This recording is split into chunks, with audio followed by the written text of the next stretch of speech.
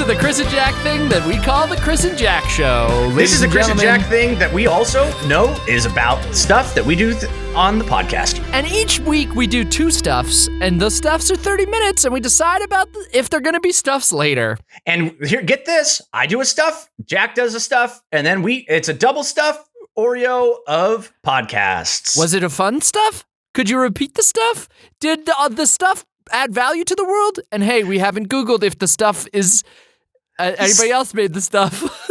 Stay tuned, and you'll find out at the end of this stuff whether there was a better one or not a better one. But you also get to vote if you wanted one that was over the other one.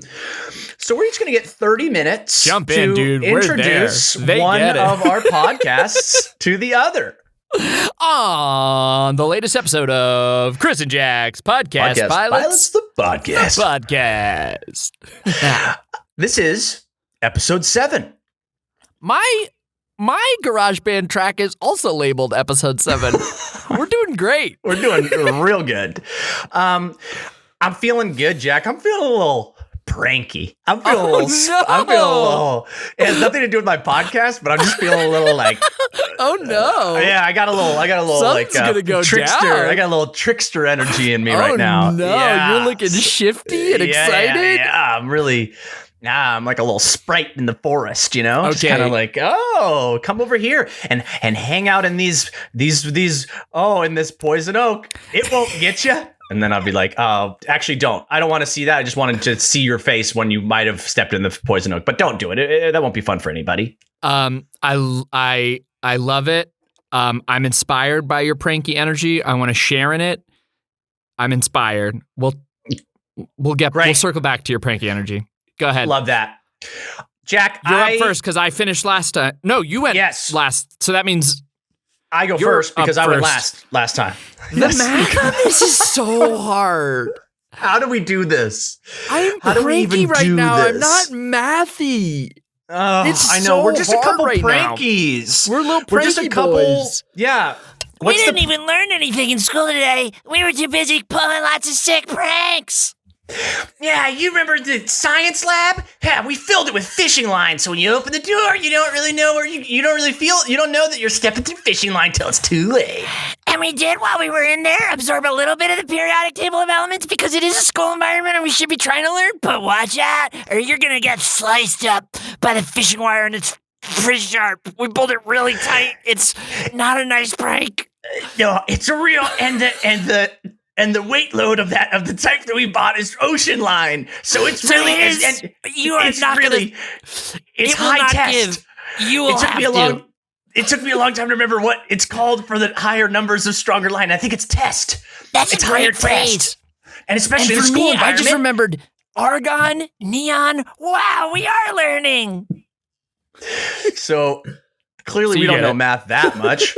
We're pranking too much. We're absorbing a little bit, but we're not absorbing the basic arithmetic to decide or remember the math of who goes first. But it's here you. it is. It's me. We didn't tell each other last week. Remember, I had to tell Chris about the sodas. This week, we're both totally blind. Totally blind. This is exciting. It's a little bit exciting. Like I feel like I've said this in a previous episode, but this is that fun, like pregnant pause. We're like, anything can happen. You know what I mean? I've been warned you're feeling pranky, so it feels like really anything can happen. Hope you don't like that rug you're standing on. How do you know? Well, I'm sitting, but yeah. Wow. And I feel like those that are listening also are in this little space of like, hang on, what's going to be? What's the podcast? Well, actually, no, they probably do know because we titled them. And then we kind of describe. Does this idea that you're about to do have a very clear title? Will it?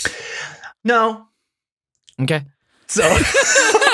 So maybe nobody knows. But usually there's a little descriptor in the description, some like time code stuff. But just don't check those things yet, okay? Because if you do, you might get pranked.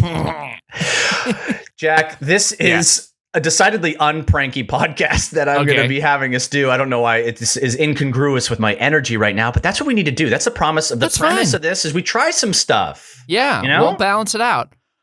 I'll prank you by not engaging at all with your premise. You'll put out a thing, and I'll just like pretend we're doing another one. Pranked you. Was that fun? I feel like I pranked myself because you probably saw me looking around my chair. I just straight up like left my phone somewhere in another room. Would you be my timer? Of course. Jack? Do you want to start it? Do you want it to start right now, or do you want to tell me when you start it? I want to start it after I tell you. I want to start it after I say the title of the podcast. So I'm going to give a little pretense. I've got it loaded. I've got it locked. We're looking 30 good. 30-min timer. We're a little low on bat. You can see that there, but I think we have the bat to survive. For the video viewers of the podcast, you can see that his bat is a little low. And that's what some people like to say when you take a screen grab and post a screen grab. A lot of comments are like, battery. Here's the I've made them. Podcast. You're one of those guys? You comment that someone's battery's low? I think I did it one time in a text to somebody, and it was, this was like, seriously, this was when I was in high school. What a pranky thing. Yeah, so like it was really fresh then when I was in high school. You might have started the trend. Yeah.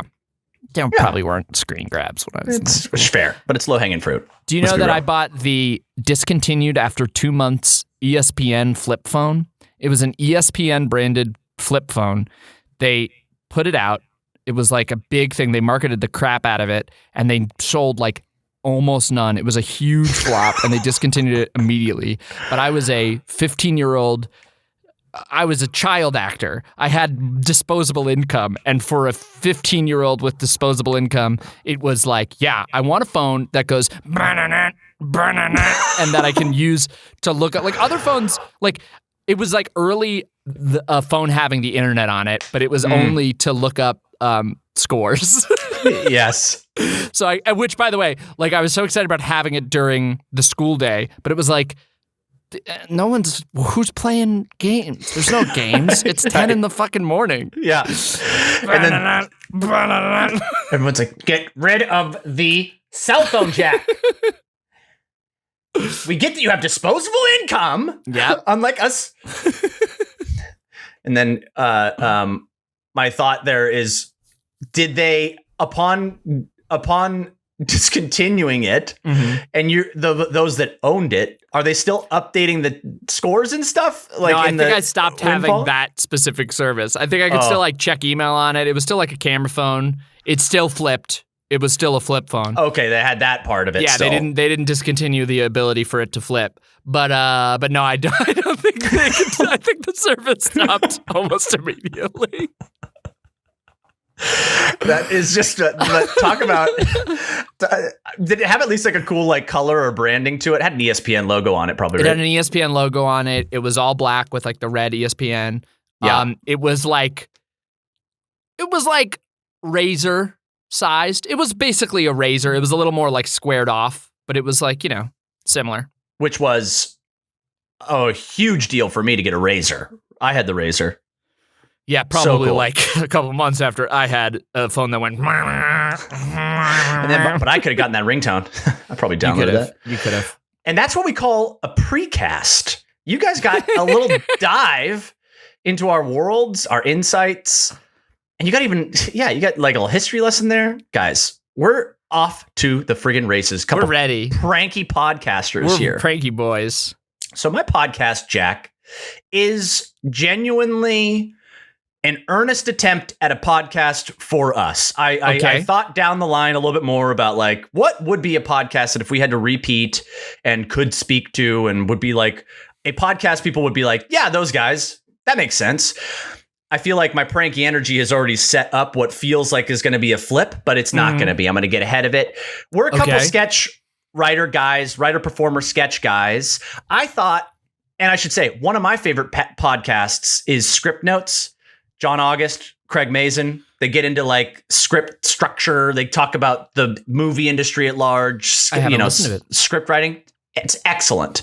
Great. I thought that maybe we could attempt to see if we could do a podcast where we talk about sketch making from like a writing standpoint of like what it is that we, in our limited scope, by no means are we claiming to be experts, but we do a thing and have repeatedly done a thing, and it has been what led to people, presumably listening to us right now.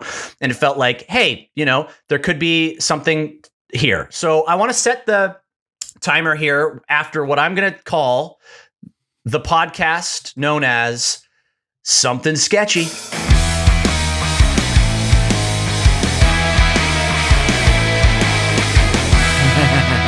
set. Timer going. So on Something Sketchy, typically an episode, we'll do we'll dive into a certain angle of sketch process. Sometimes it's about the writing, a couple episodes about the writing. Sometimes it's about the producing. Sometimes it's about editing. Sometimes it's about all of that stuff. But for this one, I wanted to narrow our scope because obviously we do these all the time. I wanted to do a kind of like a podcast that was led by questions from those that follow us and are curious about what we do.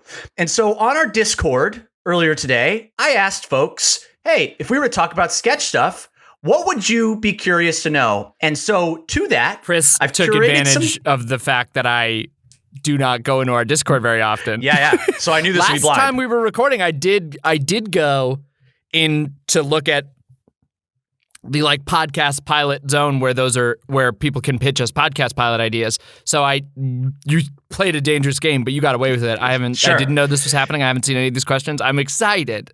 It was a small little window. I posted it just a little bit ago, so it hasn't been there for long. So, but I definitely was like, this is a dice I'm willing to roll. No, you did great. So what I did was That's I kind the prankiest shit I've ever heard. Try coming into home ec after I've filled it with frogs. I didn't have home ec, by the way. Do people have home ec? I don't know if schools still have home ec. We did have shop still at my middle school, but I don't think at my high school. But there was a shop class in middle school, and I wish I took it, and I didn't because it competed with like drama. Same. There was like a shop elective. that was an elective, and I instead chose theater. Like that paid out. Well, brother. We could be friggin' woodworkers. We could be woodworkers right now. Are you kidding me? So what I did was I kind of curated some questions, organized them in kind of a flow. Okay. That I kind of was like seeing that took us through a bit of a process. Okay. And essentially I wanted to just kind of keep it more on the writing side of things today. There's some, at the end, if we have some time, there's some like quick hitter, like more personal questions to our like feelings about sketch and stuff, but I kind of want to keep us right now in more of the craft process, kind of getting into notes. Let's do it. Yeah, let's get into it. So essentially, I wanted this. I guess I also want the like. If we were to say this was a certain themed episode of Something Sketchy, it would probably say Something Sketchy : structure. Okay, that's kind of where this loosely is living in my mind right now. Is like, let's talk story structure as it applies to sketch and what we usually lean towards and what kind of indicates our process a little bit. And if you got something pranky, throw that in there. You know what I mean? You guys might hear a tip or a trick. Structure discussion. Yeah, it's probably better. I mean, if we are doing this earnestly, we better be as boring as possible, Jack. Yeah, everyone knows that when we're being sincere, you and I do not make a single joke. No, very true. So just kind of diving right into Something Sketchy : structure. So, we had a question that was, how do you establish a world in such a short time? I think it's a great question. For the idea being the world of a sketch, you got to get in there quick. You got to kind of set the stage before you get into what we're calling the game, which is usually when something takes off, when you kind of feel like hopefully there's that first laugh, people get what this is about. Yeah, and now we're off to the races to play. A world that then has a weird thing in it. The ability to quickly establish a world, I would say, is why Chris and I are so drawn to genre sketches. I think like a helpful thing in sketch comedy in establishing a world is to like ground in something very, very familiar. So that could be something super, super relatable, where the second you see two people in this situation, like, okay, they're on a first date. I can see these two people at a restaurant and somebody fidgets a little awkwardly and someone asks them a question and they're in two lines. We got like, okay, cool, they're on a first date and it's awkward. For us, the thing that we often go to is genre stuff of like, we can show you 10 seconds of a scene and you'll know, okay, I'm in a heist and I know I'm in this sort of zone of a heist. I know I'm in like the early getting the gang together. I know I'm in the climax or whatever.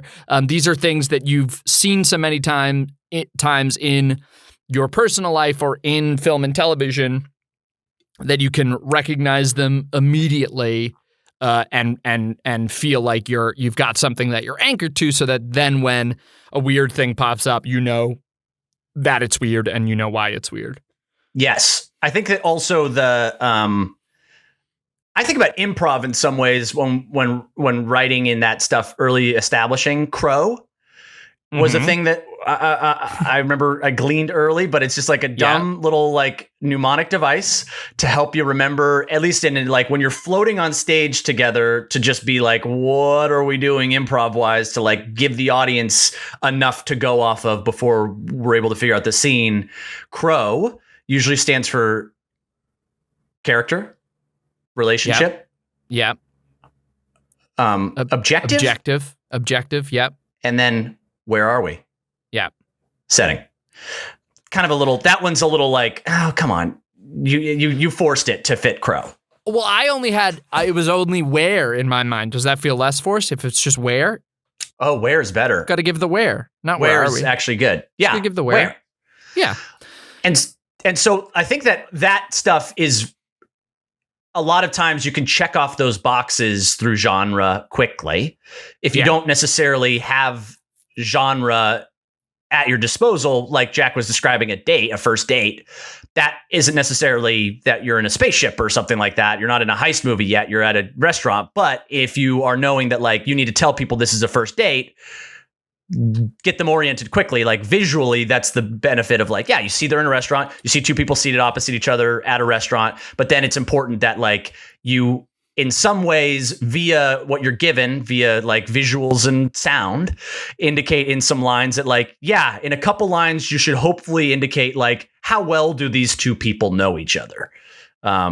At least in a first date way, you might show that it's going bad or it's going fine, or these people are comfortable with each other or they don't know each other well through, a couple quick line exchanges. But again, for sketch, everything is like so zeroed down because movies largely operate under the same structure. And I'm definitely like a structure geek when it comes to just like thinking about hitting those beats if possible. But a lot of times, like in a movie, you got 10 to 12 minutes to set up your characters and your environment and kind of like the objectives of your characters and what they want and what the conflict's going to be, what the objectives are, which I already said.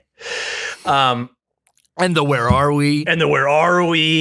But in a sketch, you get like a page. You get like 1 minute, if that, 30 seconds, maybe. So if you're better than us, you're doing it in 2 lines. Yes. Which you probably are. But I think that's definitely a thing of like how you establish a world in a short time. But this kind of dovetails into another question, which is, how do you think of ideas? And I think that kind of dovetails because it's all fine to like set up a world and everything like that, but you kind of have to know what you think is going to be a funny thing you're saying about something in this sketch. Like, what's the point of the sketch? What's the idea behind it? Then you know, like, great, I know that this is going to be on a spaceship and it's going to be someone discovering a stowaway, and the stowaway, was related to this person, and they thought that they had said goodbye a long time ago, and it's suddenly like, a family member wanted to deliver some casserole or something. You're walking to the car, you've said goodbye, and then you're both walking in the same direction, but like a stowaway on a ship. Yes. I hid in the brig so that it wouldn't be awkward. Yes. And so you kind of like, when you find out what your little like, and that was, thank you for supporting me, Jack, because I did just kind of walk off the cliff with that idea. I was like, well, it's going to happen. Game immediately. We found a joke. There it is. But it is like when you find your little game or that's a fun little slice of life or a different perspective or a thing that's normally uncomfortable in this situation. Imagine if it were in that situation, then you can start to build towards that moment of realization of like what this is going to be.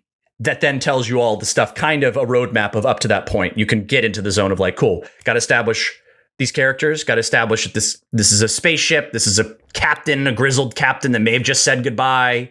You know, you gotta kind of establish those types of rules to then get to very quickly, in a page or so, to the point where you're able to have the person show up with the casserole that didn't want to make it awkward, and then let it play out from there in some regard. And we tend to be, I would describe our stuff as very like premise driven. Like you can explain the joke, if that makes sense. Like you can explain, there's usually like a very clear like, oh, it's that type of scene, but this thing's going on. And so that's a clear, discernible comedic premise. There are other ways to do it, of course. I would say like the other like, I would note that sort of in contrast, or not contrast, but like separate from really character-driven sketches, which is stuff we've done occasionally, but it's definitely like, it's another type of sketch comedy that you will see a ton of, and there's a similar type of thing where there has to be a very clear idea about like, who is this person and what makes this character interesting, surprising, comedic, and then you'll build the situation that either is totally their natural environment that's really funny to see them in, or make them a fish out of water and put them somewhere else. But I'd say like those are the two things I sort of think about, is like there's a premise, there's a clear like discernible like pitchable thing, or there's just like, you know, like you could attempt to describe the Target lady is the first character sketch that pops into my mind. That's a great, just like you could describe her. You could say she's the type of woman who blanks, but you can also just sort of like you just see it, you get it. There's a character that you've built this whole reality around, and you understand her fully when you see her and see her in her environment. But we tend to write premise-y stuff that has like, here's what you expect this world to be, and here's the flip or difference or thing that's actually there all the time, but we're pointing out that it's weird. That type of thing. It feels, I think a lot of our, in how thinking of ideas, oftentimes it is a spark of an idea that comes from something that happened in real life, or it's like, and this is not just to say that like there's a tried and true, because it is different for us, for all the ideas, but I guess like the bigger umbrella as just being open and receptive as often as you can be in your life to ideas. I think like the declaration of, I want to write a sketch, I think is in some ways important before the sketch gets written. Sometimes it's undeniable that like something ridiculous happens, and then you're like, oh, that could be a sketch. Or you watch a movie and you notice the thing, and that could be a sketch. But I do think that there is some manifestation quality that is like, I'm wanting to make sketches again, and then you start to have that filter where you like carve out some time and do a genuine brainstorm, like at a computer, or you are thinking about that in the back of your head while you're bidding with your friend, and like that. Then ideas start to then you're fishing a little bit more. I'd say the like for a premise-y thing, whether it's like a very relatable real life thing, or a, what we do a lot of times, like genre play stuff, for like a premise-y thing, a lot of times it comes from a very simple observation about something. It's like, like a lot of times sketches, like the premise could have been a tweet, but instead you like built out more world, more game, more character, more jokes, whatever, but there could be at the core like, do you ever notice that when you're talking to somebody and they do this? Or do you ever notice like how in movies this thing always happens? Like a lot of times there is, just a simple observation, and that is exactly what you're saying, that if you're just sort of like open to it and observant in your life, you can find these little like, those little things that can then quite easily build out.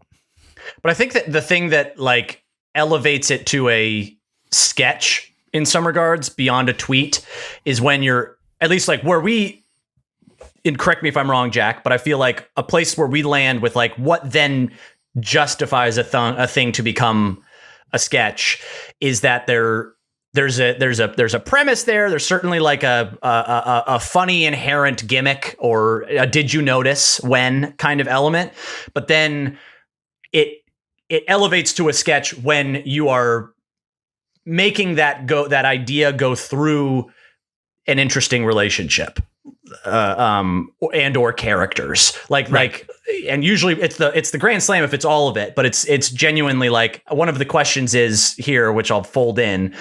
Do you intend for friendship to be the theme in so many of your sketches, or does it happen organically? That I think happens organically. I don't think we set out to make all of our stuff as friendship, but it's a happenstance of like when you have the premise of the odd thing you notice from movies and you really want to like dig into it and explore it. When you have sketch, you have the time to like have this kind of lived in with these characters. And so it feels fun to then like play the reality of if these people were real and really articulating this, and then how they would react to one another. And how does that change then the people within that sub reality that never get that called out?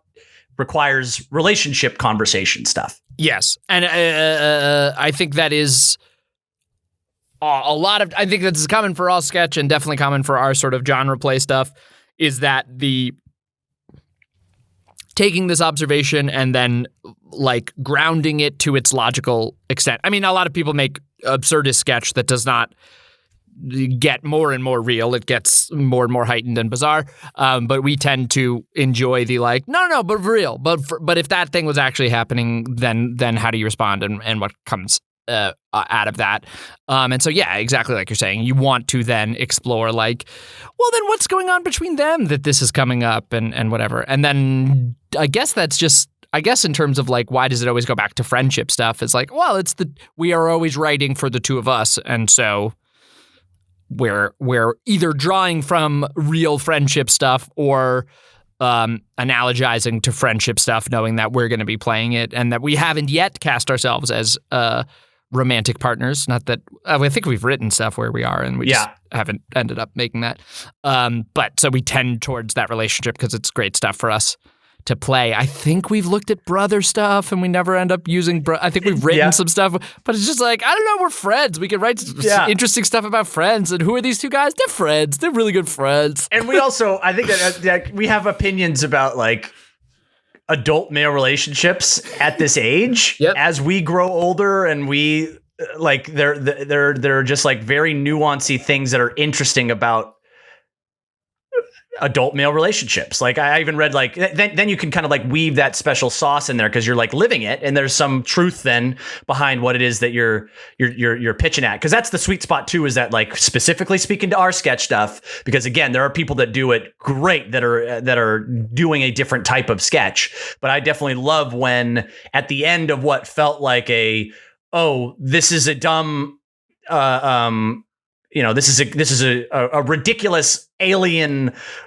world, and then by the end you forget about all the makeup, you forget about all of the environment, and then you're kind of pulling for a relationship thing by the end. Right. I think that's a really satisfying, sneaky thing that you can kind of dismount in a way that makes it a little bit more than what you might sign up for. Yeah, that's right. Right. That's where I would say like we tend to try to be crafting each of these as little like standalone short filmy type of things, whereas other people who are making fantastic sketches are sometimes really doing, people can do if you're doing a 15-second sketch, you don't necessarily need to be like building in an emotional turn. You're there to hit one joke super, super hard. But for us, if we're doing this like longer thing, it's like we want to justify your time by taking you on a little emotional journey is a thing that we're always kind of craving if we're going to be in this like 5-minute zone, that it should feel like, there was a little. There's a beginning, a middle, and an end. I mean, there's a beginning, middle, and end to all of sketch. It depends on though, like where you in the lineup of structure, keeping it on theme, that you decide to pull the rug out. Some people, it's like very quick. The ending is implied, and you're cutting as the line starts, and we know where this goes. And But oftentimes, like what most of our sketches will line into, especially these like short film ones, they do abide by a pretty filmic structure. Insofar as it's, you get your setup. There is the game that's kind of the catalyst that sets things off, and then like once in English, please, Jack says in English, please, the third time, like we're in the game now. That's like the act 2 of the sketch, and then it's suddenly like building of like living in. Now we're just getting into the sillies, and that's where all the jokes are coming from both of these like mismatched objectives. And then a lot of times, because it's relationship stuff, it'll get into friendship zones, because oftentimes, at least this is a thing in movies that I always liked, and I'd heard in screenwriting books and whatnot, is like a good tool, which is that like your core relationship characters, oftentimes at the middle of the movie, like your midpoint, will oftentimes like tell each other what they think of each other finally, or they'll tell each other what their flaw is. There's like some truth that gets kind of put out there. And so in a lot of the sketch, like the more like short film type of sketch things, the second half of the middle of our sketches, there is some truth that's finally revealed about a character's emotional state about a thing. Like in Future Ex-Girlfriend, it's where like finally we're past the stuff about the end of the world, and it's just a couple that are talking about like, hey, it was a little tough that we haven't been able to have these conversations, and if this would have been nice to know. Like we're getting into more like the truths about the relationship between them. And then usually by the end, once there's like that truth and then the reconciliation of whatever that truth was, then the third act is usually like the rapid fire sprint to the finish, where the ending will come hopefully with a friendship dismount. But oftentimes, and this is another question someone asked, see how I'm segueing, Jack? See how brilliant this is? You flowed this out. This one flowed out. The challenge, the question was, how do you come up with, I feel like coming up with an ending can oftentimes be the hardest part. How do you come up with endings you feel hold up with the rest of the sketch? Endings are hard, and oftentimes that varies they don't. A lot. Yeah. I would say that pretty much as a rule, our best endings are something we came up with like first. A lot of times, like if it's a killer just totally knocks it out of the park ending, a lot of times that's something that we've been quite intentionally building towards the whole time, but not infrequently there will be a sketch where it's like, we know a couple of ways it could end. We're looking for a good joke punchline, like verbal punchline joke to end on, something like that. Like those can be really tough. And a lot of times it's, can we set something up early to pay off? Is there something that might have been a baseline assumption as you're watching this the whole time that you're just not questioning, that we could then flip on at the end? But those are, there's not a good rule there. And I would say like the volume of our writing and even sometimes shooting that goes into the last 15 seconds might be a lot more than the rest of a sketch, because we will rewrite that ending 6 times and then shoot 3 of them occasionally to just go like, it'll be one of those. We'll see what's funniest. It's also, I think, like oftentimes the instinct is for just like a rug pull twist, or like just like a rug pull for the characters, and like, oh, we've resolved the emotional part of it, and now it's just like, let's end it by something crazy happening, is like an instinct. But then the like ones that usually win are in some ways like the best is like if it's a twist that like you don't see necessarily coming, but totally makes sense for the reality that was built, like the unexpected yet inevitable. Right. I think I remember hearing that term. I love that, which is the sense of like, the White Room feels fun insofar as that, like, super unexpected, complete paradigm shifting, but we laid some breadcrumbs that it does track. It like makes some sense that happened. And yes, we know that the flap at the top there's not a flap at the top when the box opens, but there's that's because so much overhead light out, and it's so blown out, and he's been drugged. And to be fair, we had a flap at the top when we built it, and then really when we opened it just looked really janky, and it was like hitting us in the head when it opened. It didn't work. Looked funnier without it. So it looked funnier without it. Don't worry about it. But I do think some of those rug pulls, I mean, if you can earn them right, great. I do think like it is a freedom of sketch that like you're intentionally, you're creating a more temporary world than even film, where it's like, yeah, we're hoping you're invested. We're hoping we can get you on board with the thing in 5 minutes. But also, it's only 5 minutes. This little reality that we all built together could explode and never, like, it's not meant to come back. It's not meant to live forever. It's not meant to be permanent. And so, like, we can kind of blow it up and break it and, reveal that, yeah, it is just balancing that with, like, how invested we want to be in characters sometimes makes it feel that, like, oh, but I don't want to just reveal that he was actually just being a dick the whole time or whatever, Yeah.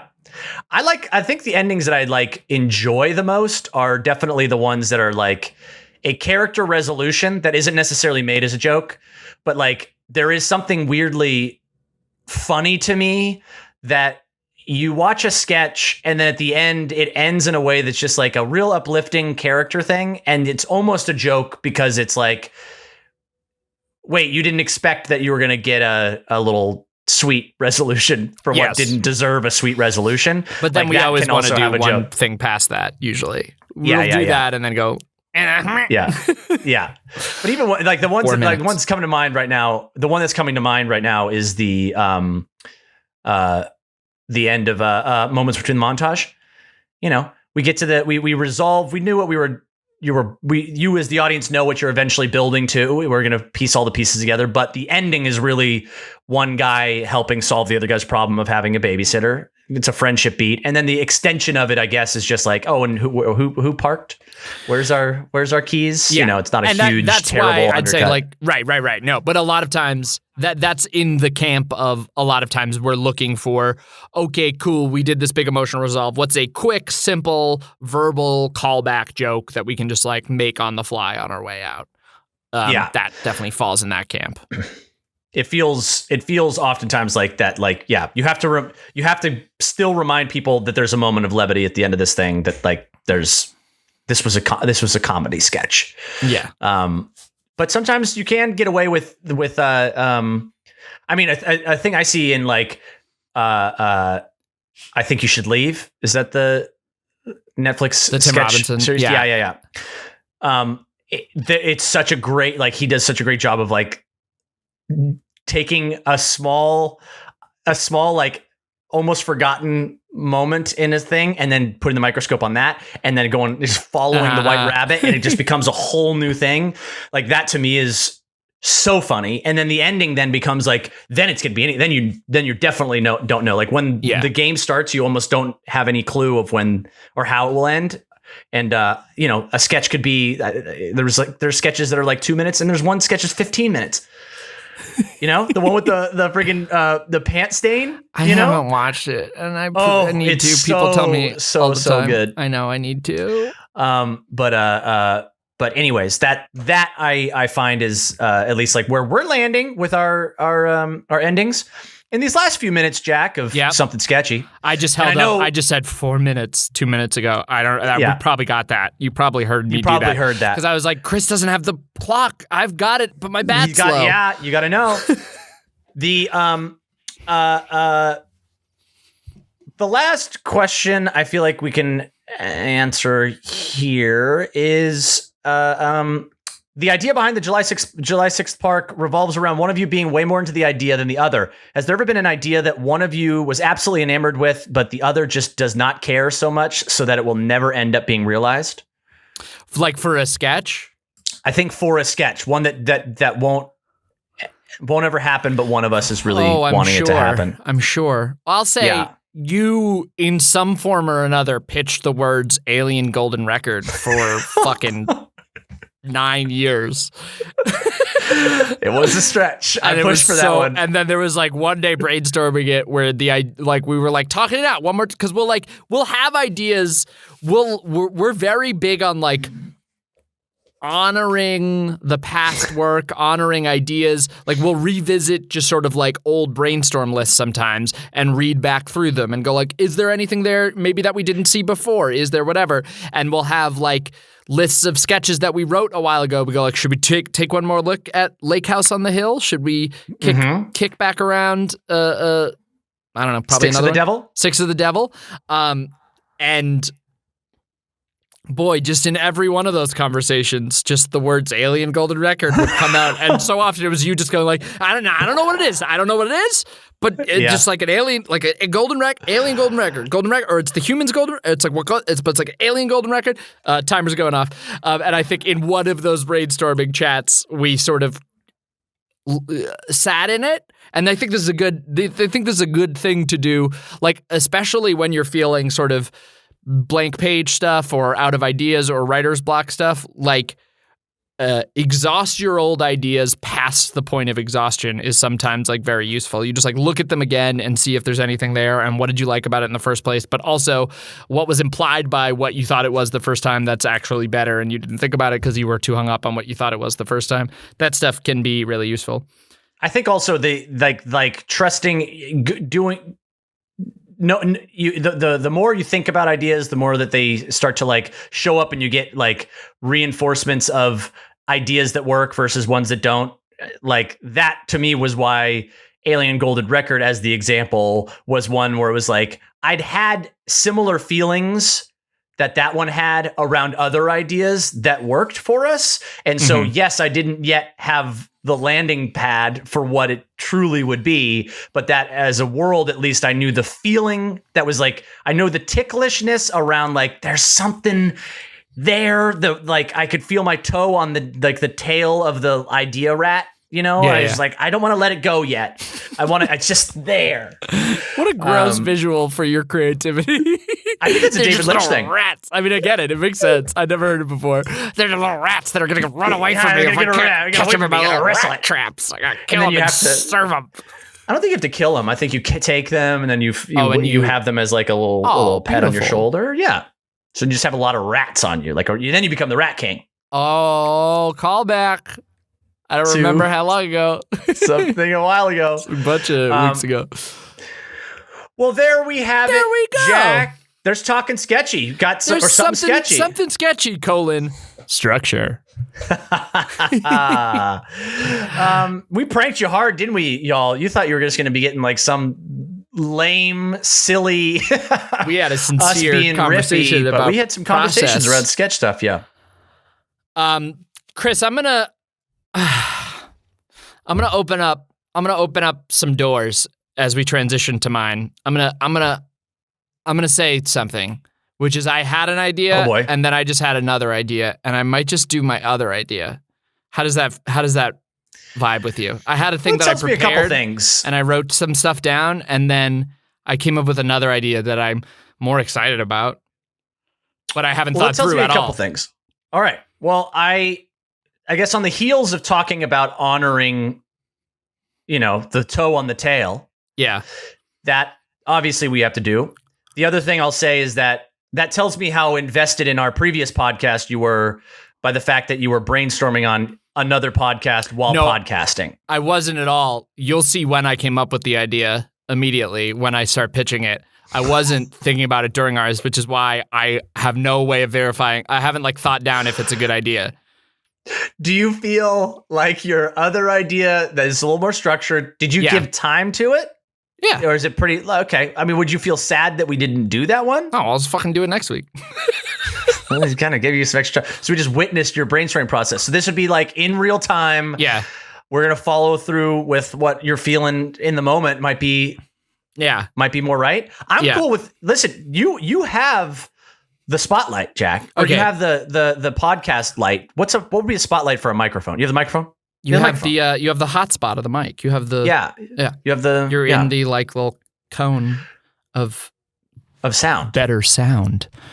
Wow. Yeah, Chris, let's do this one. I'm gonna start the timer. We have 30 minutes. And you have to do a title too, by the way, and then it's gonna be cut into a little riff. Well, I usually brainstorm on the titles. I have a whole list of titles. Yeah. Oh man, I had a good one for the other one. This one is called oh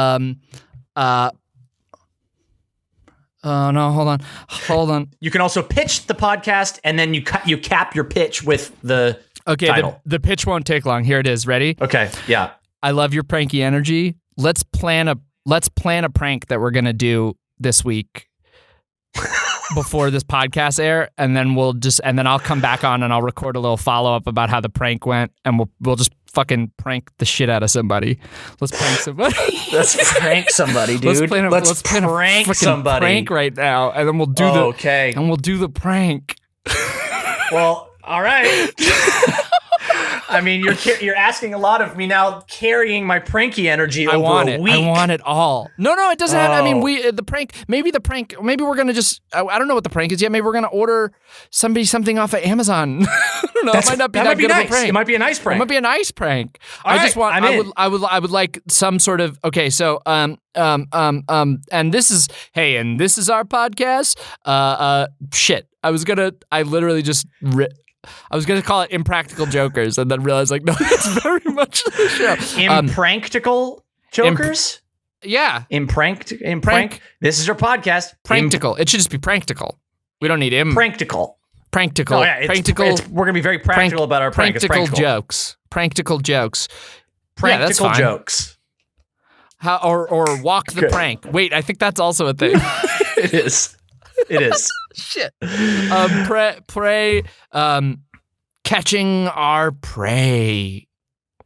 Catching our prey? Oh, prank. Got it. What's that playing off of? Catching our prey? Catching a predator? Prey? I don't know, like a to catch a prank. To catch a prankster.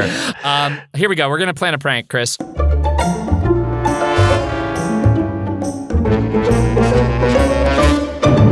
Great. Haven't thought this out. It also probably is going to involve us talking about one of our friends in kind of a lot of detail. So we can think about. Well, now that's a pranky energy of like an actual prank. I would like to execute an actual prank. I feel like I want to hear your definition of prank first. I want to know what in your mind is like what's a good prank? What's a prank you're comfortable with? What? Because I'll say we're not like big prank. We're not pranky guys. We think about we got the like energy. We have pranky little energy, but usually it's just silly little jokes. We don't like actually pull. We don't pull actual pranks. Right. Have you pulled like a real good prank? I've pulled some.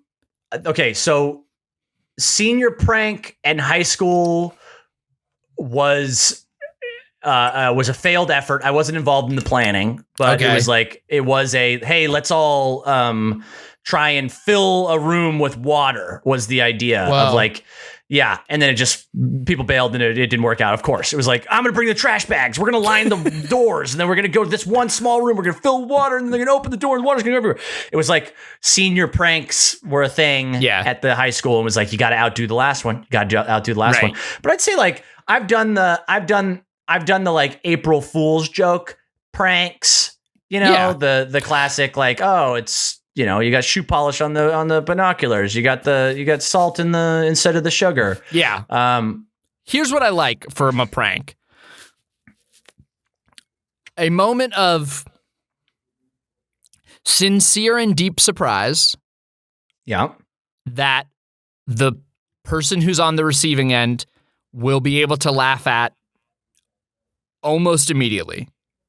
Ideally, like immediately. Like once it's revealed, it's immediately funny to them. It's not like they have to like get over some horrible feeling of shame. There's not a trauma find it funny. Necessarily. Yeah. Yes. And that also like I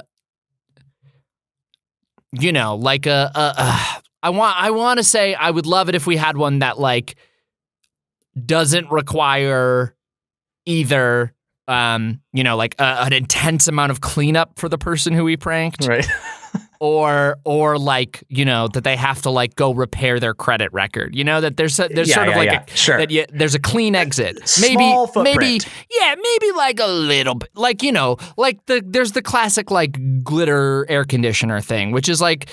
It's funny. It's a big shock, but it also like you're spending your toast for a while. Your car is just a glitter car, that's and not I'd fun say anymore. maybe like a little bit, like somebody gets really wet.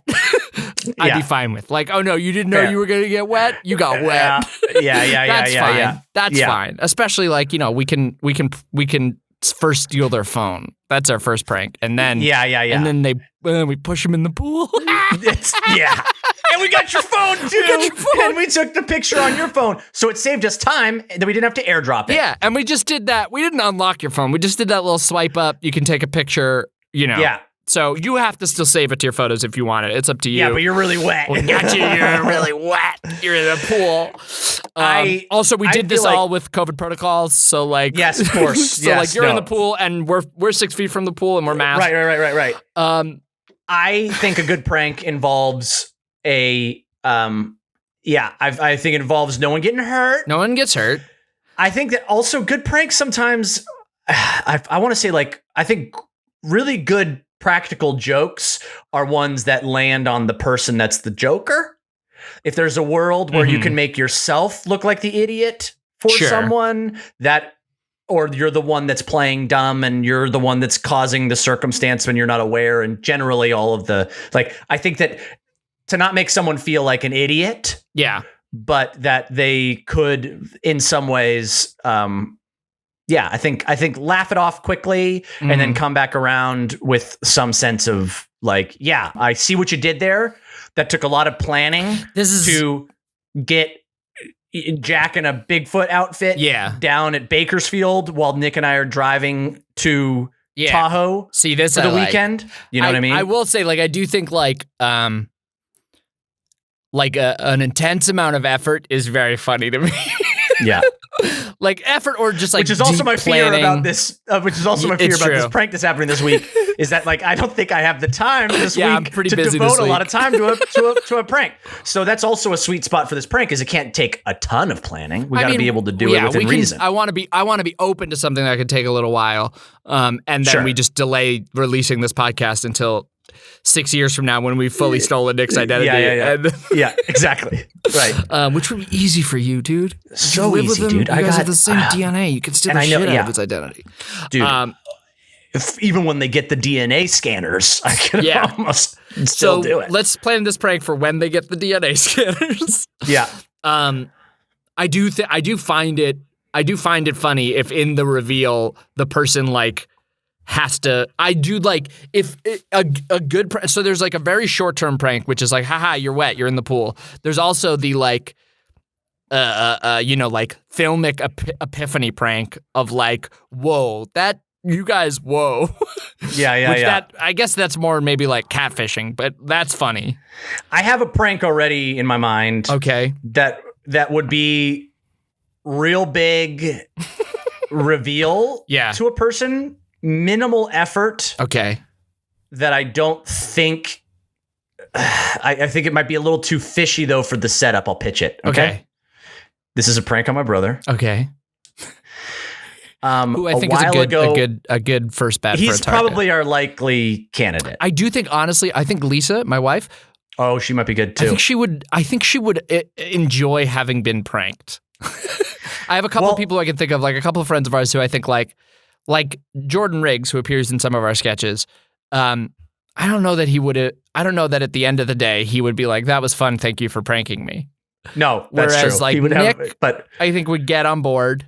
Yeah. He would, hate it, but he'd be okay. Yeah. Elisa, I think would if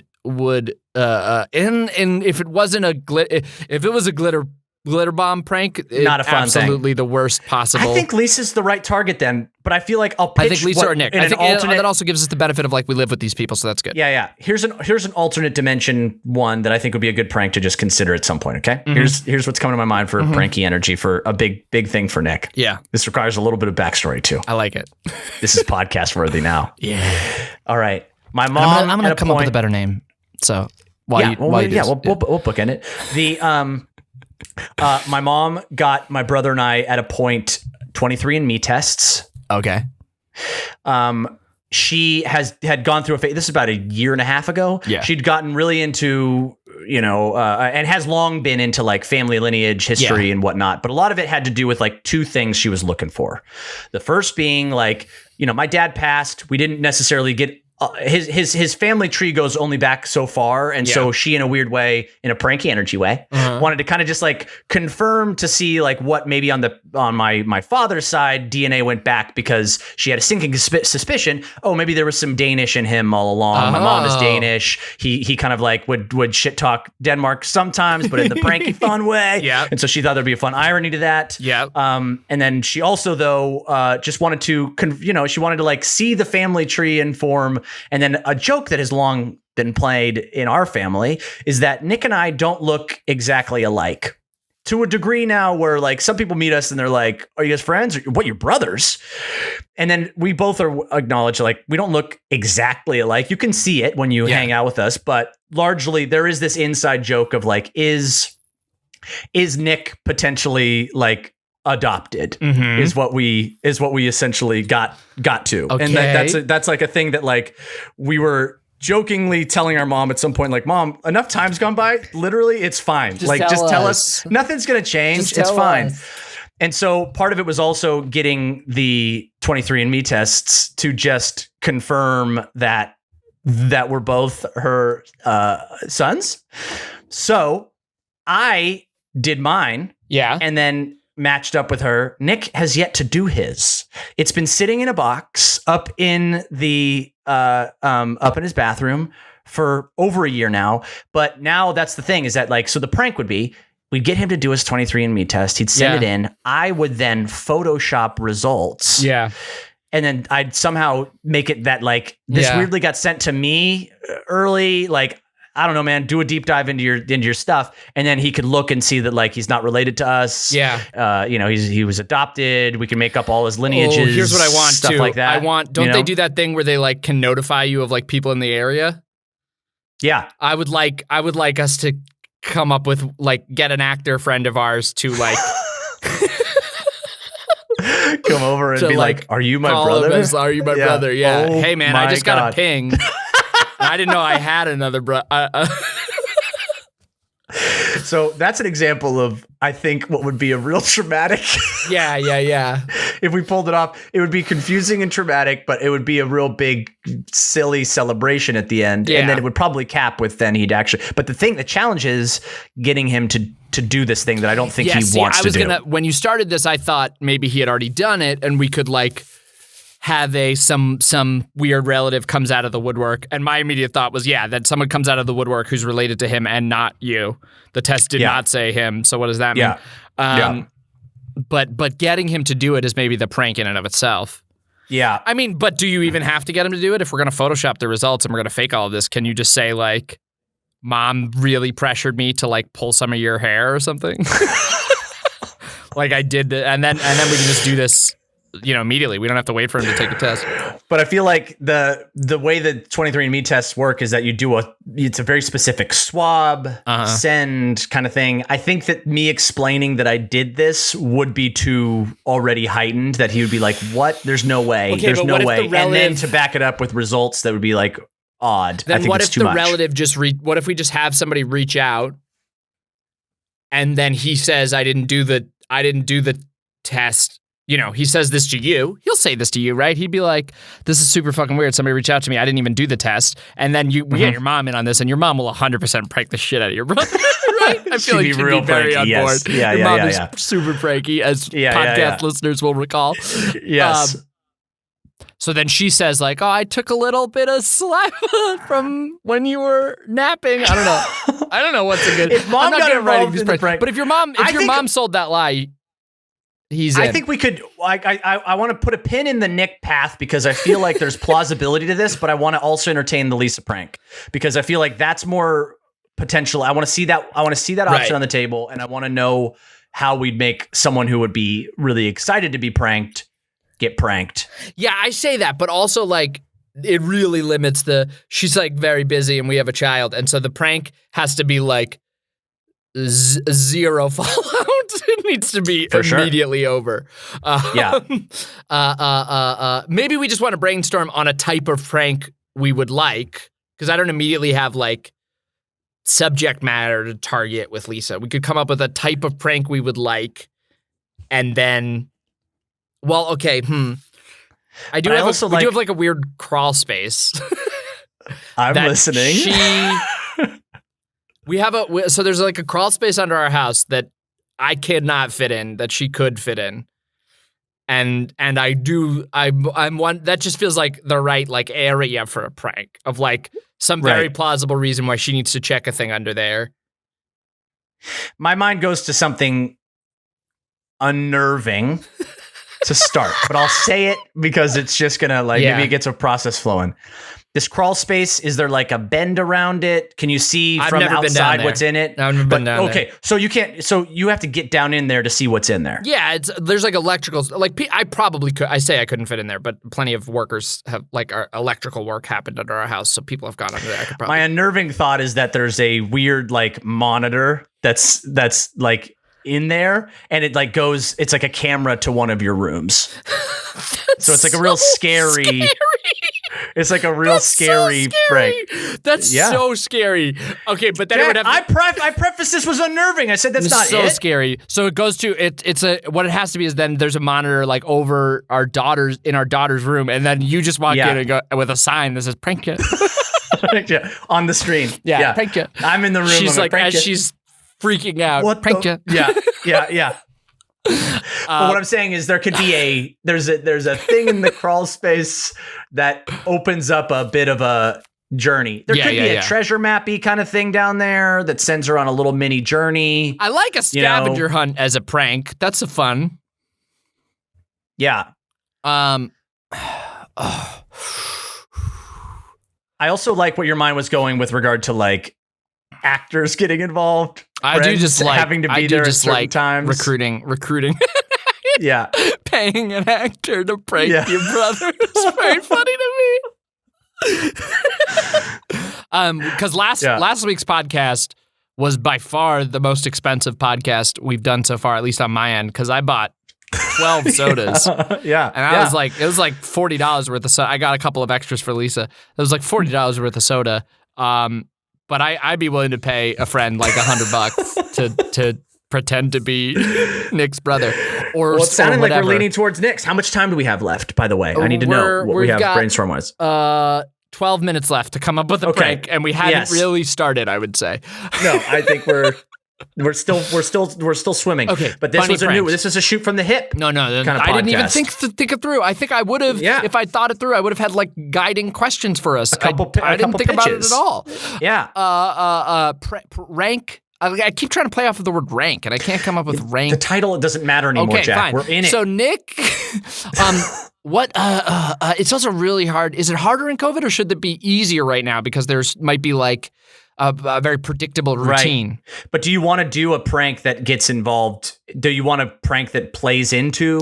No. I didn't mean like COVID in any way. You don't actually have COVID. I just meant like, it's hard because like there's fewer social interactions, there's fewer excuses to get him out of the house to do a thing, but also but that means maybe his routine is very predictable, and we could come up with here's a zone of thinking for a prank. Maybe this does something for us. Mm-hmm. I like there's just one thing off in this space, and I can't put my finger on it kind of vibe prank. I like that. That could be, and my mind went to, again, this is wrong, Jack, okay. But I asked for the safe space to pitch the wrong things that we improve. This is good. But it's in your kitchen. Yeah. Okay. And you got a bushel of bananas. And one of the bananas is just way too big. It's just too big. It's on the bushel of bananas and it's just too big, but it's been in the basket for like kind of a day. I like this. And then it's like Lisa goes about her life, and then she's like notices it, and it's too big, but it's not freakishly big. It's just enough to be odd. Mm-hmm. So that kind of thing, or it's like it's like your dinner table, and then like the dinner table, we have a double up table. So there's the big dinner table that's got a tablecloth over it that night, and then there's like a real well-timed swap out where we have people there to move the big table out, and then we move in a table that's half the size. A little bit smaller. Yeah. That's really good. Yeah. And then just kind of like see what that does. That kind of a zone. Does Nick have any like go-to like frozen meals or something like that? There's he seems like someone would have like a go-to frozen dish. He has a frozen pizza that he goes for sure. I think we should fuck with one of those in a surprising manner. I think we should my bad pitch is like we've perfectly resealed the carton and he takes it out and it's just like a perfect Play-Doh replica. It's just a Play-Doh pizza. That's a real like we worked so hard for this prank and the result for you is just to go what? What? So wait, it's the box. It's the box of that pizza. We've resealed the box. We've resealed the box. He opens it up, and there's still a plastic film. He's got to take the plastic film off, and only upon taking off the plastic film does he realize this is Play-Doh. That's and I'm now hearing Play-Doh because when you first pitched it, I heard plain old, and I was like, wait, so we went to an actual pizza parlor. Had them cook the pizza, then we put that pizza in shrink wrap into a frozen pizza box. It's just a plain old pizza. We got him good. Yeah, it's gonna be now. So then we'd have to. So it's a Play-Doh pizza that's then put into an Amy's frozen margarita pizza box, which will be a challenge because I have to make sure that he orders that because he does sometimes Amazon Fresh that comes in the Amazon Fresh order. Okay. And so then I'd have to know that he's done that. I'd order a couple on my own so there'd be room to doctor I'll do this. Then It'll be outside of the house. Yes. And then when I know that it's in there, I just have to make sure that then there's the clean swap out and then I have to be at the ready for the seeing the moment of the prank around his lunchtimes. He'll tell you. It'd be great if we got it. If we got it on film, but yeah. Hold on one sec. I'm gonna recruit. I'm recruiting somebody. You have someone that's a Play-Doh artist? I feel like Hold on. Let's call Jordan.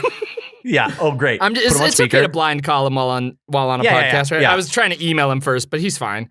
He's not gonna answer. Jordan doesn't answer the phone. There's also a clock on this because we may be. No, never mind. We're gonna be fine. The clock is we got to do it before this podcast airs. Yeah. Can you hear this? Yes. He's not gonna answer. No. Hey, George. Hey. Hey, do you have a sec? I'm with Chris and we're recording a podcast. Oh, hi. Hey, Jordan. Oh, wait, you're not going to be able to hear him. Hold on. That's fine. You can just say we said hey. He says and hey. Then you just go. And then you just explain. Then I'm just going to go. How are you doing? Everything good? I'm doing fine. Thanks. Okay, great. I could call you when we're not on the podcast too. And I'll say a proper hi. Here's our question real quick. Okay. Could you advise us or help if you want to, but you don't have to help. No pressure. You could just advise us on how to make a perfect Play-Doh or clay replica of an Amy's. What's the brand? How's it, Chris? It's an Amy's margarita pizza, frozen pizza. Amy's margarita frozen pizza. Do you think that's a project you'd be willing to advise us on in the next week to 2 weeks? Depending on, we could delay when this podcast comes out. Yeah. Absolutely. Okay, cool. I already have the clay, so yeah. Yes. This was the right call. It was meant to be. Do you think it'd be hilarious if imagine you're Nick Smith and imagine you're probably really hungry. And imagine you're in the middle of a stressful day and you're really hungry and you go to the freezer and you pull out an Amy's margarita pizza and then you open the perfectly obviously fully sealed box and then you open the plastic film and then you get ready to put it in the oven and you realize that it's Play-Doh. That would be pretty funny. Yes! It's a solid prank. Yes, that's a good prank. Are you guys going to watch him do this, or are you just... He'll have to tell us about it later, probably. How he feels after he does it. Yeah. He'll just have to explain if it was funny. Cool. I wonder if there could be that'd be real fun. Wouldn't that be fun? I think so, that'd be real fun. Well, you could tell Jordan that what we're doing right now. We're going to try and build it. Looks like. And how big is it? Well, I don't know, dude. We'll get the specs. Okay, cool. Yeah, we're gonna buy a lot of Amy's pizza for this. They're not that big, right? They're like personal pan. Yeah, personal kind of pizzas. Yeah, that's still a lot of Play-Doh. Yeah, well, maybe the base is cardboard with a layer of Play-Doh. I think the base being cardboard and toppings being Play-Doh is good. And I'd like it to be I think the goal is to have it like pretty mistakable. Like, you know, it's a good sell. Like it'll take him like from within the plastic wrap. He can't tell. If I smell burning Play-Doh, that's a win. It will take all of my skills and probably some skills that I don't have. All right. Okay, Jordan's in. Nick doesn't freaking know what's coming for him.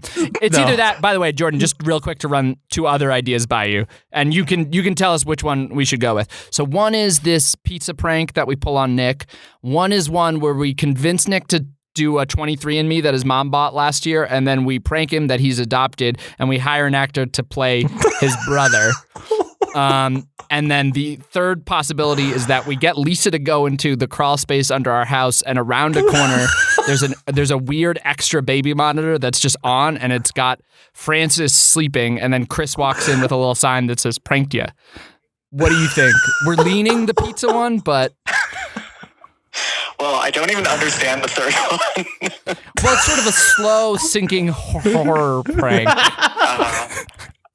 It was the first out. It was the first bad idea. Yeah, I feel like in terms of doability, the Amy's Pizza feels like your best bet. Oh, sure, yeah, okay. Yeah, you'll have to explain the third one to me again at some point. I don't know what you're not understanding. You're down in a crawl space. It's really dark. You can barely see anything. This is what did you want me to see down here? Oh, I was worried that there was a leak or something. Okay, fine. Why don't we just wait and call a handyman tomorrow? No. You have to go under right now. Oh, there's a creepy monitor.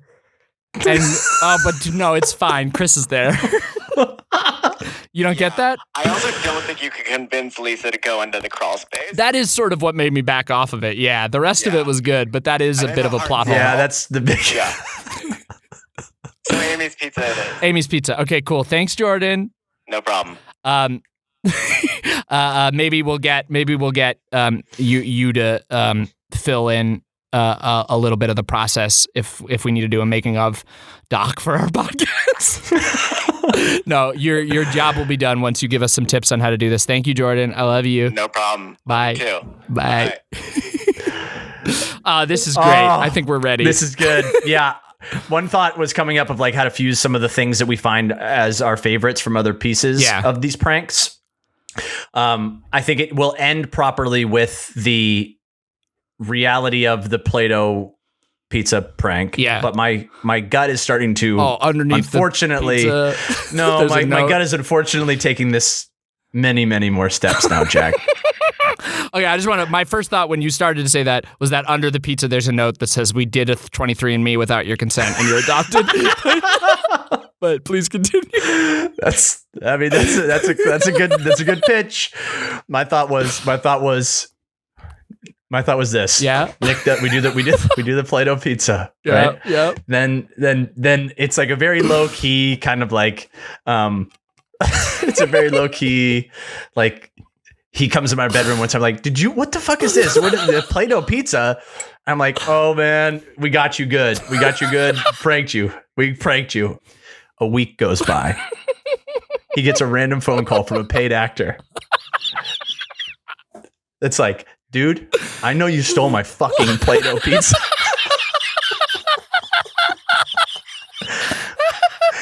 Tell me where the fuck that thing is. That's a museum piece, bro. Yes. He comes to me. He's like, Chris, what is this Play-Doh pizza thing? What are you talking about? We pranked you last week. What? What's going on? What did you do with it? You eat it? He's like, no. What is this actor called me? Play-Doh actor. What's going on?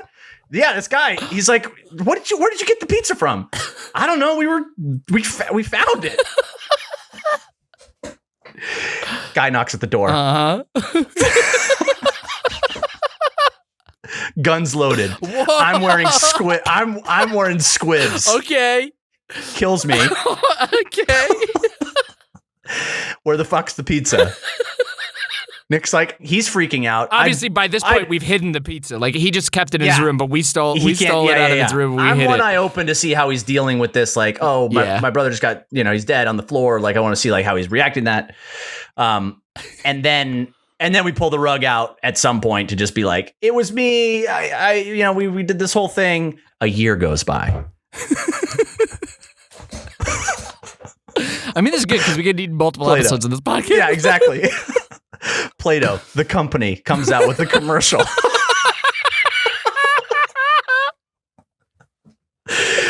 So you can see I'm going a little far with it. Maybe we just do the pizza part. But just the pizza part already sounds like an insane amount of work. Yeah. And we're both very busy. Yeah. But just to say, there's room to go a little further if we need to at points, right? Yeah. The timer went off. I saw that. Great about this podcast. Yes. Being done now. I mean, yes. Well, let's recap your podcast then real quick because it's we're gonna prank Nick. We just planned we planned a prank. By the way, also to spoil, but the name of my other podcast was Planet. PLAN space IT. I'll pitch it some other time. I'll do it some other time. But I realized maybe this was just called Planet. This could have been this podcast could have been called Planet. So there we go. Yeah. I'm just gonna steal that one I wrote down. Yeah. Great. A twofer. And you, by the way, absolutely can backwards work out probably what my other podcast idea is. But this podcast was called Planet, and what it was a freaking real good prank on Nick. Now, in my heart of hearts, we're gonna do our little wrap up. We're gonna talk about the end. Some sort of end music is gonna play, and then one of us or Nick or Jordan is going to come back on and briefly let you know if the prank happened and how it went. And maybe it's just going to be me going like, we tried to build a pizza. It was really annoying. We got busy. Play-Doh's expensive, guys. Priced this out. This is not a good prank. Weirdly, the hardest part was putting the cardboard back together. Like that was the hard part. I'm genuinely worried about like, how do we reseal plastic, like seal plastic wrap? Yeah. Like what? How do we do that? Yeah. So yeah, that's the recap. We're gonna do this pizza prank on Nick or not, but either way, we're hopefully gonna give you a recap of that journey at the end of this podcast. Stay tuned. Stay tuned for that. For Planet /pranksters /practical jokes. Practical jokes. Practical jokes is better. Solid. Practical. That's good. Practical. Oh, nice. Yeah, because it's like we're a lifestyle too. Yeah, we're a lifestyle brand of pranks. Those were our pilots. Those are our pilots. Let's recap real quick to double check how we thought those podcasts went / are they good podcasts. Let's talk about something sketchy. Was it fun? Yeah, it was more practical than fun. It was less, but hanging with you is always fun.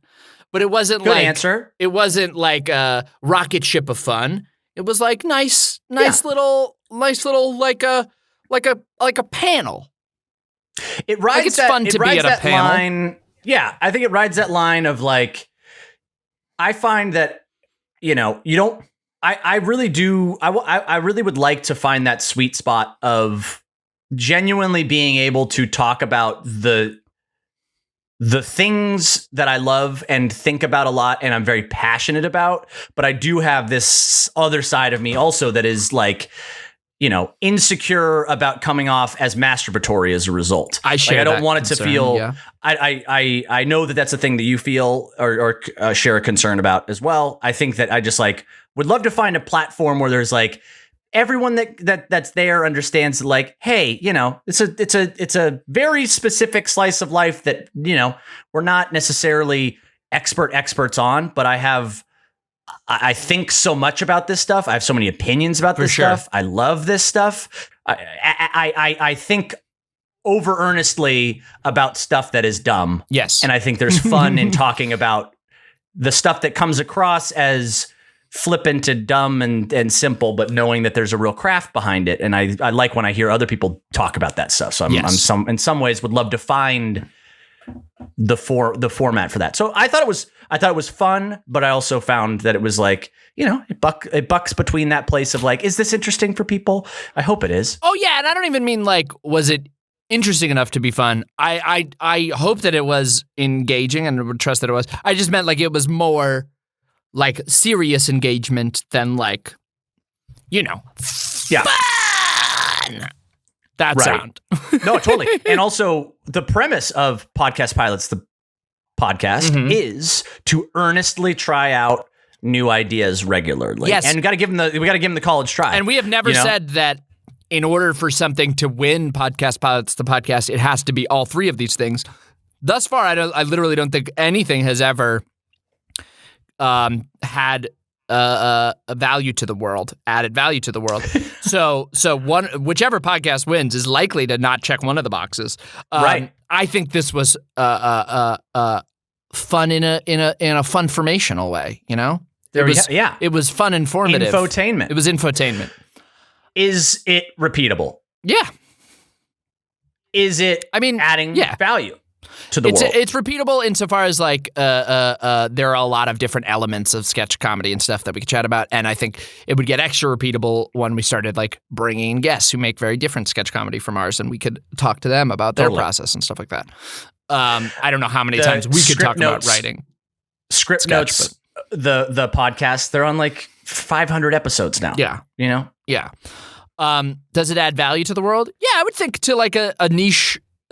As a niche interest being dived into deeply, I think that's absolutely a thing that if like if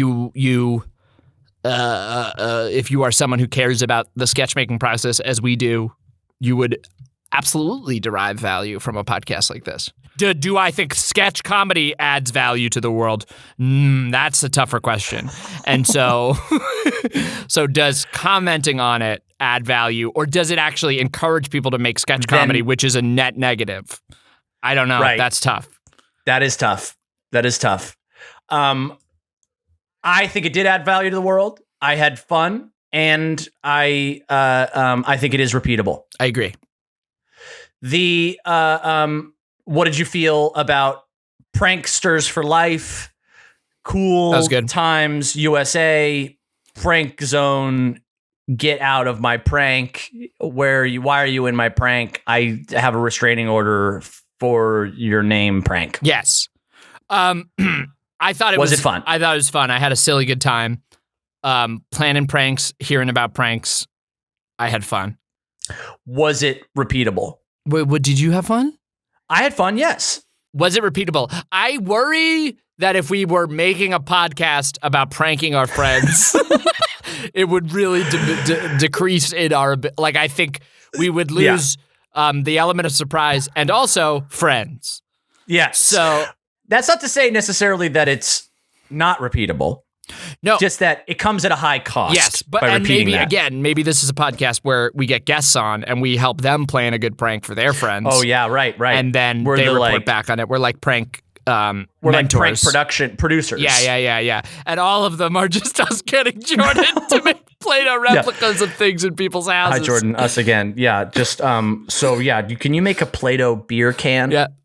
Yeah, it's required that it's got the label has to be made of Play-Doh, yes, and it has to be so thin that it looks like a label, but it's Play-Doh. In fact, we might just use a real beer can, so just a Play-Doh label. Just a Play-Doh label. Can we do that? Is that possible? And yes, it has to be by hand. And no, you can't use a roller. Yes, you can? Okay, thanks. You'll find a way. Thanks, Jordan.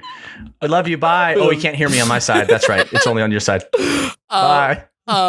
Does our prank show where we put a fake pizza in Nick's freezer add value to the world, would you say? Whoever is on the side of being able to, and in this case, likely me, experience the first, did you just prank me moment? High value. Yeah, huge value Super for high Chris, value. I think. Yes. Big negative value for Nick. Huge, even bigger negative value for Jordan. I think we've taken a lot of value out of Jordan's life, even just with that 4-minute phone call. What I'm also realizing is we do this Play-Doh thing, right? When we're like doing the swap out, where am I putting his actual I've been thinking about this a lot. Where are you putting the actual pizza? Not gonna get, I don't have a backup freezer. No, so he doesn't end this with pizza. No. I mean, really devalued. Yeah, we could try to get you like a good cooler and put it on ice, but we don't know how quickly he's going to eat the pizza after the swap. No, right. So I think we're just going to have to owe him Postmates. So we got to hope. Is your brother someone who like plans his meals well, or is he someone who is always like starving? Because I'm someone. No, he's always starving. I do not eat unless I am like so mad and like friggin' I need some food really bad. No, that's going to be the problem with this is that he's going to want it. He's going to see that because what he'll do too is he'll take the box out, he'll leave it, he'll preheat, then he'll go back up to his room for like 10 to 15 minutes. Oh, and he won't then even he'll open the box. No, and then he'll open it. So he'll be thinking I'm 10 minutes away from food, and then it'll be taken away from him. Oh no. There is a way though that here's another added element to the prank. I mean, we take the actual pizza. Yeah. We take the actual pizza, and then that's a part of this crafting thing is that we take that pizza and we put it in like bags of peas.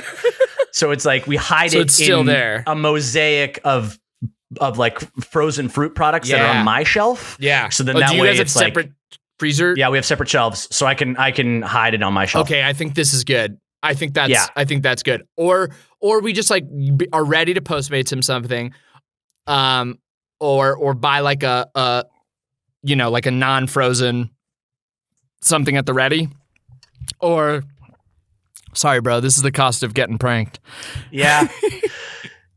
You gotta go with your other frozen food option in there that you may have ordered that I didn't realize. But yes, I would say with all of that in mind, absolutely no value other than your immediate pleasure. Yeah. And maybe the $100 to the person that we hire to cuss him out on the phone for being the Play-Doh pizza owner. Yeah, we added a lot of value to that person's life. Yeah.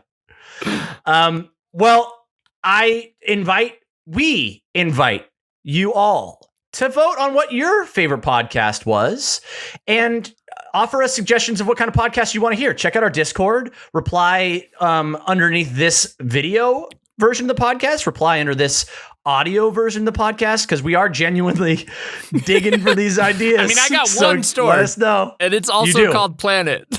So, did we now officially call this one Planet? Yeah, sure. No, that'll get too confusing. It's going to get too confusing on the title. Cool jokes. Yes. Well, what a wonderful, wonderful evening we've had together, Jack. And we should thank Jordan that didn't realize he was going to be on a podcast. I tried to text him first, but it just happened. I love that he just I feel like I interrupted something too, because he picked up, but I tried to very quickly get out, hello, yes, we're on a podcast. Yeah. But there was a tone in the voice that was like, hey, I'm in the middle. Hey man, I'll call you right back. Yeah. I felt like I call him so infrequently that it was he would have only answered because he was worried. Yeah. So yeah, hopefully it's cool. Well, that's already proof that is a podcast that will add value to everyone's life. He definitely ended that call with a little bit of a sourness in his stomach, where he's like, "Am I gonna make a freaking what did I sign up for? Play-Doh pizza?" And they just knew that they were going to catch me in a public forum, and I had to say yes. God, I gave me out of just advisor. Just advising, but also, when he takes on a crafty project, we know he's gonna get it. There's a reason he already has the clay. I mean, he already has the clay. So hope y'all enjoy whatever is on the other side of our sign off. My honest bet is that it's me going, so hey, we had a lot of fun talking about it, but it proved pretty difficult. We love you guys. Thanks for watching. Thanks for listening. Bye. And then it's followed up by me saying, that one was a prank, y'all. We pranked you guys because we're a couple pranksters. We got Nick so bad. Come here, Nick. Hey, let go of my hair. Why you? Yeah, come here. Tell him how pranky it was. Something like that. Like really aggressive. You didn't check under the cardboard, under the Play-Doh? Why didn't you pull the Play-Doh pizza off to look at the cardboard that said your 23andMe results showed that you were definitively adopted? All right. Well, okay, thanks for listening. We'll see you around.